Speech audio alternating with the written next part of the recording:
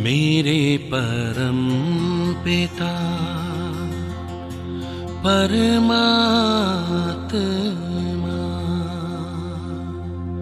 सदाशिव निराकार,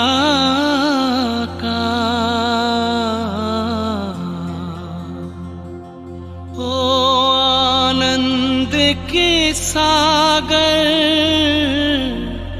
तेरी महिमा अपरंपार।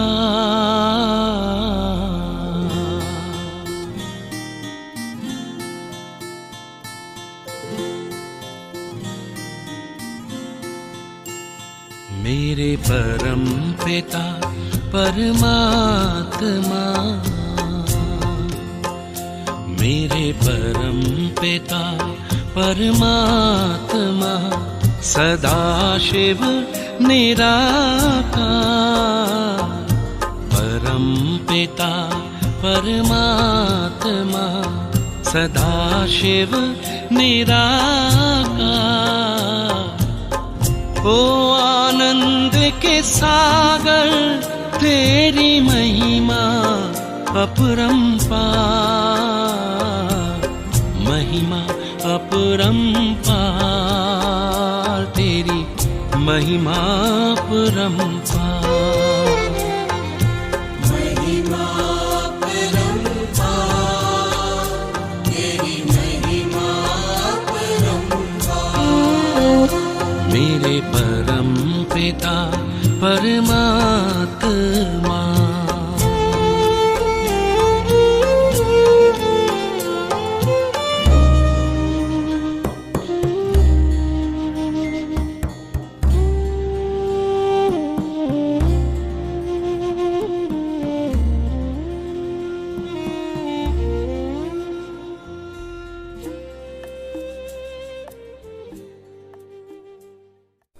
ओम शांति। Good morning. 22 मई 2022 प्रातः मुरली। अव्यक्त बाप दादा रिवाइज 13 फरवरी 1991। विश्व परिवर्तन में तीव्रता लाने का साधन एकाग्रता की शक्ति एवं एक रस स्थिति। आज दूरदेशी बाप अपने दूरदेशी और देसी बच्चों को मिलन मुबारक देने आए हैं। आप सभी भी दूर देश से आए हैं, बाप भी दूर देश से आए हैं। बच्चे बाप को मुबारक देने आए हैं और बाप बच्चों को पदम गुणा मुबारक देते हैं। मनाना अर्थात समान बनना। दुनिया में सिर्फ मनाते हैं, लेकिन बाप मनाते अर्थात बनाते हैं। सभी बच्चे चाहे साकार रूप में सन्मुख हो, चाहे आकार रूप में सम्मुख हुए, सब बच्चे विश्व के कोने कोने में बाप की हीरे तुल्य जयंती मना रहे हैं। बाप दादा आकारी रूप में सम्मुख बच्चों को भी हीरे तुल्य जयंती की हीरे तुल्य पद्मा पदम मुबारक दे रहे हैं।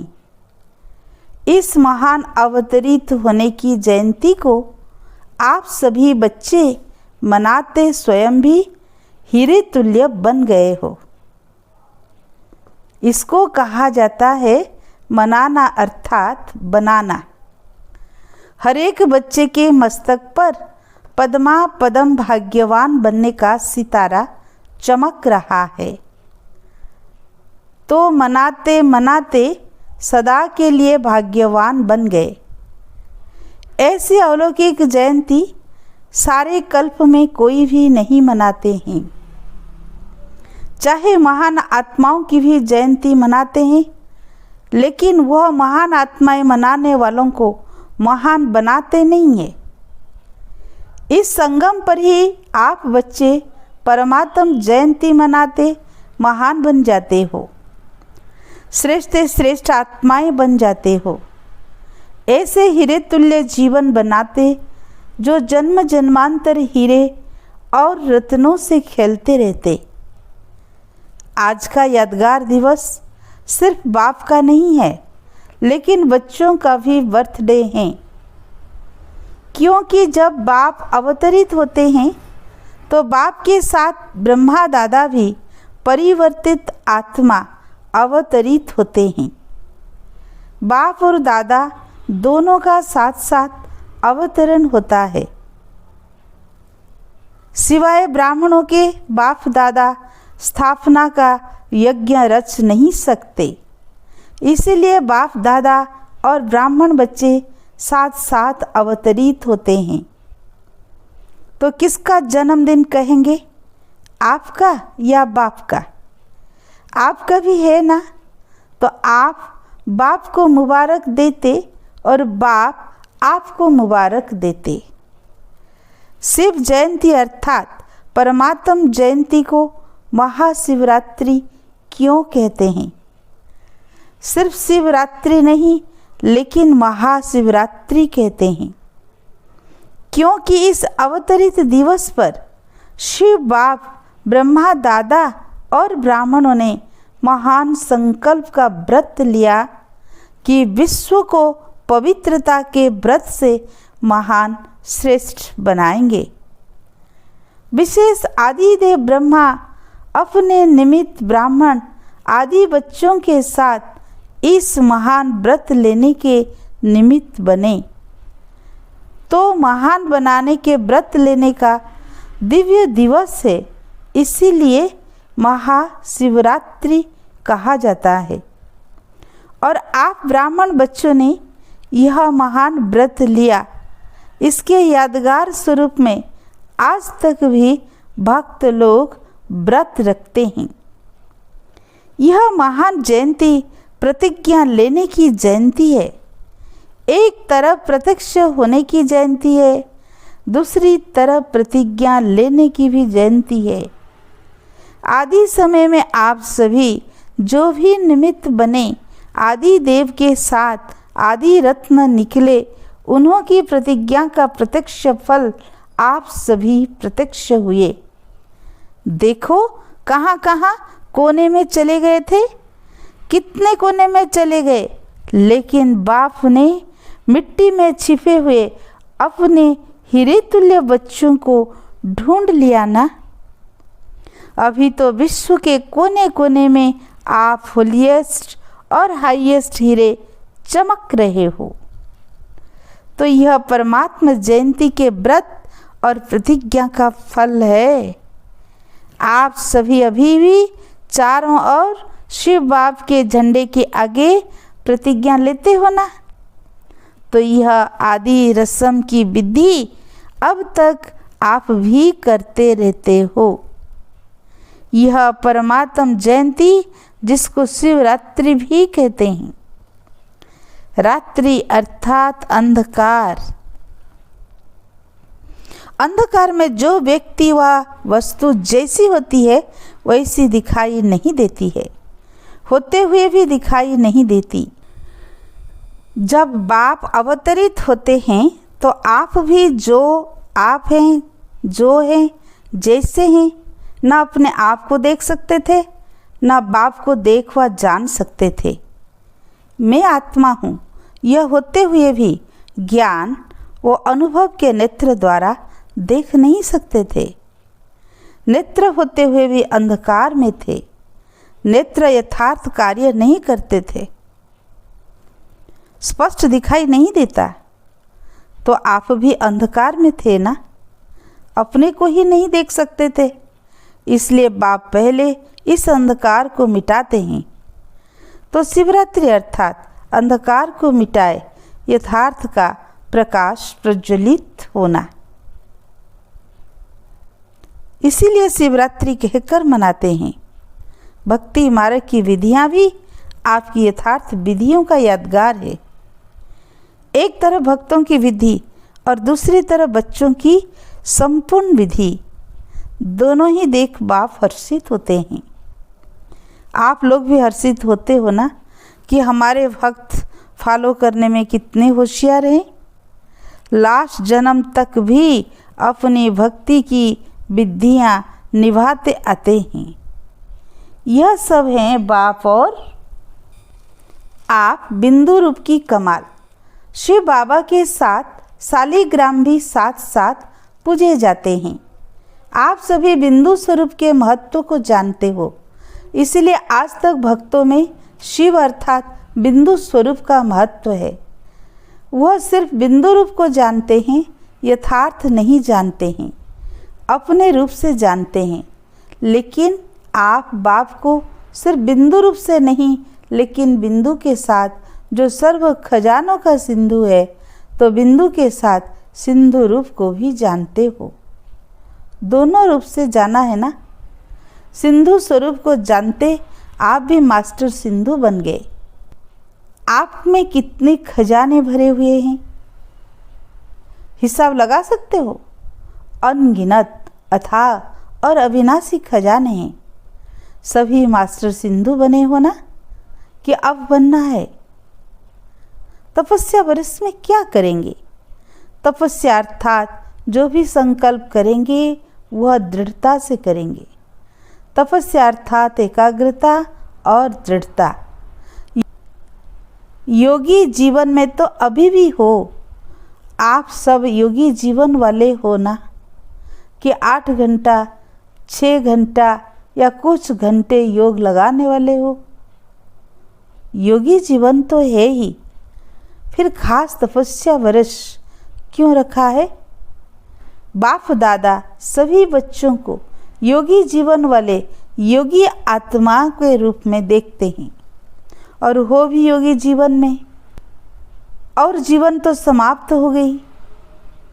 भटकी हुई भोगी जीवन से थक कर, निराश होकर, सोच समझकर योगी बने हो। सोच समझकर बने हो या किसी के कहने पर बन गए हो? अनुभव करके बने हो या सिर्फ अनुभव सुनकर बन गए हो? अनुभवी बन करके योगी बने हो या सिर्फ सुना और देखा तो अच्छा लग गया? सिर्फ देख करके सौदा किया है या सुनकर सौदा किया है? कहाँ किसी के धोखे में तो नहीं आए हो? अच्छी तरह से देख लिया है? अभी भी देख लो, कोई जादू तो नहीं लग गया है? तीनों आंखें खोलकर सौदा किया है, क्योंकि बुद्धि भी आंख है। यह 2 आंखें और बुद्धि की आंख, तीनों खोलकर सौदा किया है। सभी पक्के हैं। सभी बच्चे मीठी मीठी रूह रिहान करते हैं, कहते हैं बाबा हैं तो आपके ही, और कहाँ तो जाएंगे ही नहीं। और ज्ञानी योगी जीवन में बहुत अच्छी लगती है, लेकिन थोड़ा थोड़ा किसी न किसी बात में सहन करना पड़ता है। उस समय मन और बुद्धि हलचल में आ जाती है।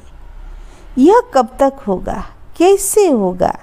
बीच बीच में जो हलचल होती है, चाहे अपने से, चाहे सेवा से, चाहे अपने सेवा साथियों से, यह हलचल निरंतर में अंतर ले आती है।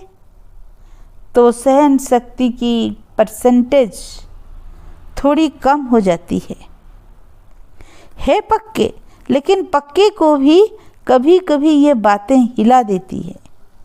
तो तपस्या वर्ष अर्थात सर्व गुणों से, सर्व शक्तियों से, सर्व शक्तियों में, सर्व संबंधों में, सर्व स्वभाव संस्कार में 100% पास होना। अभी पास हो, लेकिन फुल पास नहीं हो। एक है पास, दूसरा है फुल पास, और तीसरा है पास विथ ऑनर। तो तपस्या वर्ष में अगर पास विथ ऑनर थोड़े बने तो फुल पास तो सब बन सकते हैं। और फुल पास होने के लिए सबसे सहज साधन है, जो भी कोई पेपर आते हैं, और इस तपस्या वर्ष में पेपर भी आएंगे। ऐसे नहीं कि नहीं आएंगे, लेकिन पेपर समझकर आप पास करो। बात को बात नहीं समझो, पेपर समझो। पेपर के क्वेश्चन के विस्तार में नहीं जाते। यह क्यों आया, कैसे आया, किसने किया, पास होने का सोचकर पेपर को पार करते हैं। तो पेपर समझकर पास करो। यह क्या हो गया, ऐसे होता है क्या? या अपनी कमजोरी में भी यह नहीं सोचो कि यह तो होता ही है। अपने लिए सोचते हो यह तो होता ही है, इतना तो होगा ही, और दूसरों के लिए सोचते हो यह क्यों किया, क्या किया। इन सब बातों को पेपर समझकर फुल पास होने का लक्ष्य रख करके पास करो। पास होना है, पास करना है और बाप के पास रहना है, तो फुल पास हो सकेंगे, हो जाएंगे। समझा? अभी मेजॉरिटी रिजल्ट में देखा जाता है कई बातों में तो अच्छी तरह से पास हो गए हैं, सिर्फ अपने पुराने स्वभाव और संस्कार जो कभी कभी नए जीवन में इमर्ज हो जाते हैं। शक्ति और समाने की शक्ति की आवश्यकता है। यह फुल पास के समीप लाने नहीं देती, और यही कारण है जो कहाँ अलबेलापन, कहाँ आलस्य आ जाता है। तपस्या वर्ष में मन बुद्धि को एकाग्र करना अर्थात एक ही संकल्प में रहना है कि मुझे फुल पास होना ही है। अगर मन बुद्धि जरा भी विचलित हो तो दृढ़ता से फिर से उसको एकाग्र करो, करना ही है, होना ही है। यह सब जो भी कमजोरियां हैं उनको तपस्या की योग अग्नि में भस्म करो। योग अग्नि प्रज्वलित हो गई है, लगन की अग्नि में अभी भी रहते हो, लेकिन कभी कभी अग्नि थोड़ी सी परसेंटेज में कम हो जाती है, बुझती नहीं है, कम होती है। तेज आग में जो भी चीज डालो या तो परिवर्तन या भस्म होगी। परिवर्तन और भस्म करने दोनों में तेज आग चाहिए। योग अग्नि है, लगन की अग्नि जो भी जगी हुई है, लेकिन सदा ही तेज रहे, कभी तेज कभी कम नहीं। जैसे यहाँ स्थूल अग्नि में भी अगर कोई चीज़ अच्छी बनाने चाहते हो और टाइम पर बनाने चाहते हो तो अग्नि को उसी रूप में देखेंगे जो चीज़ समय पर और अच्छी रीति तैयार हो जाए। अगर बीच में आग बुझ जाए तो समय पर चीज़ तैयार हो सकेगी, भल तैयार होगी परंतु समय पर नहीं। तो भी आपकी योग अग्नि भी बीच बीच में ढीली हो जाती है तो संपन्न बनेंगे, लेकिन लास्ट में बनेंगे। लास्ट में संपन्न बनने वाले को फर्स्ट और फर्स्ट राज्य भाग्य का अधिकार नहीं है, मिल सकता है। आप सभी का लक्ष्य फर्स्ट जन्म में राज्य भाग्य प्राप्त करने का है या दूसरे तीसरे जन्म में आएंगे? पहले जन्म में तो आना है ना। तपस्या बरस अर्थात फर्स्ट पुरुषार्थ कर फर्स्ट जन्म में फर्स्ट नंबर आत्माओं के साथ राज्य में आना। घर में साथ चलना है ना, फिर राज्य में भी ब्रह्मा बाप के साथ आना है। तो समझा तपस्या बरस क्यों रखा है? एकाग्रता की शक्ति को बढ़ाओ। अभी भी न चाहते भी व्यर्थ चला जाता है। व्यर्थ का तरफ कोई कोई समय शुद्ध श्रेष्ठ संकल्प से भारी हो जाते हैं। तपस्या अर्थात व्यर्थ संकल्प की समाप्ति, क्योंकि यह समाप्ति ही संपूर्णता को लाएगी। समाप्ति के बिना संपूर्णता नहीं आएगी। तो आज के दिन से तपस्या वर्ष आरंभ कर रहे हो। उमंग उत्साह के लिए बाप दादा मुबारक देते हैं। चारों ही सब्जेक्ट में फुल पास होने की मार्क्स लेनी है। ऐसे नहीं समझना कि मेरी 3 सब्जेक्ट तो ठीक है, सिर्फ एक में कमी है, फुल पास हो जाएंगे। नहीं, फिर भी पास की लिस्ट में आएंगे। फुल पास अर्थात चारों सब्जेक्ट में फुल मार्क्स हो। सदा हर आत्मा के प्रति कल्याण की भावना, चाहे वो आपकी स्थिति को हिलाने की भी कोशिश करे, लेकिन अकल्याण करने वाले के ऊपर भी कल्याण की भावना, कल्याण की दृष्टि, कल्याण की वृत्ति, कल्याणमय कृति, इसको कहा जाता है कल्याणकारी आत्मा। शिव का अर्थ भी कल्याणकारी है ना, तो शिव जयंती अर्थात कल्याणकारी भावना। कल्याण करने वाले के ऊपर कल्याण करना, यह तो अज्ञानी भी करते हैं। अच्छे के पास अच्छा चलना, यह तो सभी जानते हैं। लेकिन अकल्याण के वृत्ति वाले को अपने कल्याण की वृत्ति से परिवर्तन करो या क्षमा करो। परिवर्तन भी कर सकते, क्षमा तो कर सकते हो ना। मास्टर क्षमा के सागर तो हो ना, तो आपकी क्षमा उस आत्मा के लिए शिक्षा हो जाएगी। आजकल शिक्षा देने से कोई समझता, कोई नहीं समझता। यह करो तो यह शिक्षा हो जाएगी। क्षमा अर्थात शुभ भावना की दुआएं देना, सहयोग देना। शिक्षा देने का समय अभी चला गया। अभी स्नेह दो, सम्मान दो, क्षमा करो, शुभ भावना रखो, शुभ कामना रखो। यही शिक्षा की विधि है। वह विधि अब पुरानी हो गई है तो नई विधि आती है ना। तपस्या बरस में इस विधि से सर्व को और समीप लाओ। सुनाया था ना कि दाने कुछ तैयार हो भी गए हैं, लेकिन माला अभी तैयार नहीं है। धागा भी है, दाने भी है, लेकिन दाना दाने के समीप नहीं है, इसीलिए माला तैयार नहीं है। अपनी रीति से दाना तैयार है, लेकिन संगठन में, समीपता में तैयार नहीं है। तो तपस्या बरस में बाप समान तो बनना ही है, लेकिन दाना दाने के समीप भी आना है। समझा? बाकी योगी थे, योगी हैं, सदा योगी जीवन में ही रहना है। ड्रामा की हर सीन को न्यारे प्यारे बन देखते चलो।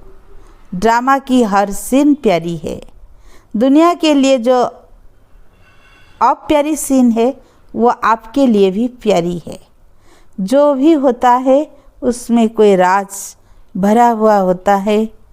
राज को जानने से कभी किसी बात में किसी दूसरे से नाराज नहीं होंगे, किसी दृश्य में नाराज नहीं होंगे। राज को जानने वाले नाराज नहीं होते, राज को न जानने वाले नाराज होते हैं। डबल विदेशी भी इस बारी शिव जयंती मनाने टाइम पर पहुंच गए हैं। दृढ़ निश्चय रखा कि जाना ही है तो पहुंच गए ना। जाए न जाए यह सोचने वाले रह गए।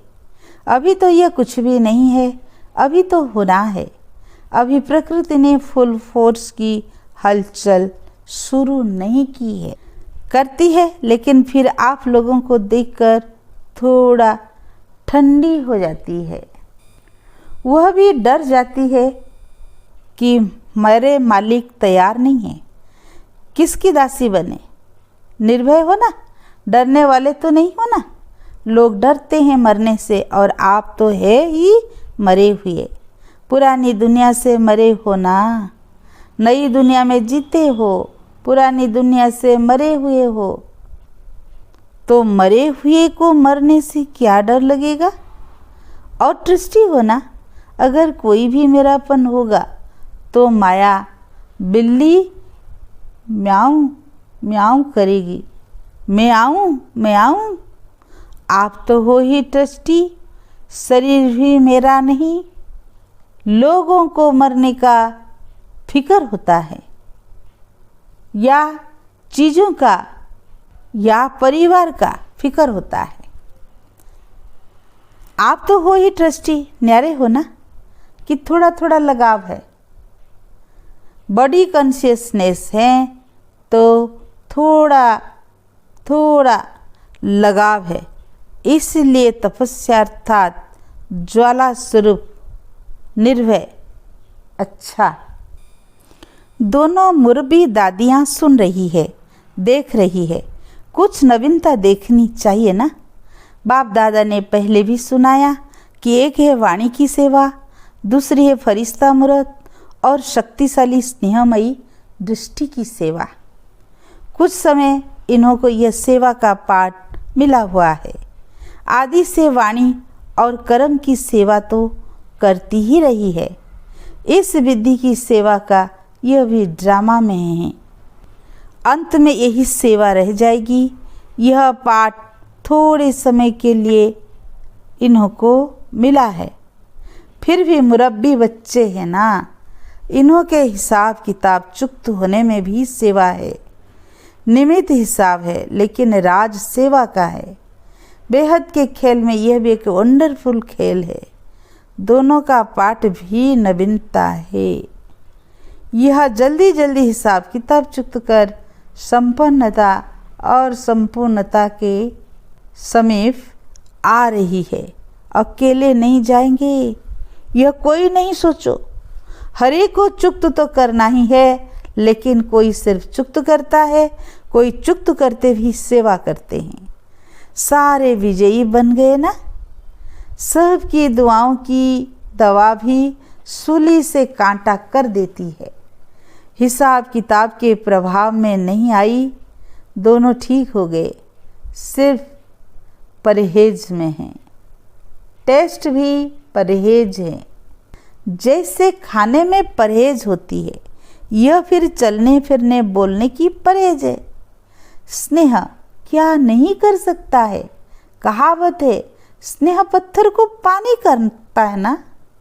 पानी कर सकता है तो यह बीमारी नहीं बदल सकता है। बदल तो गई ना, हार्ट की बीमारी बदल गई। पत्थर से पानी तो हो गया ना। तो यह आप सब का प्यार है।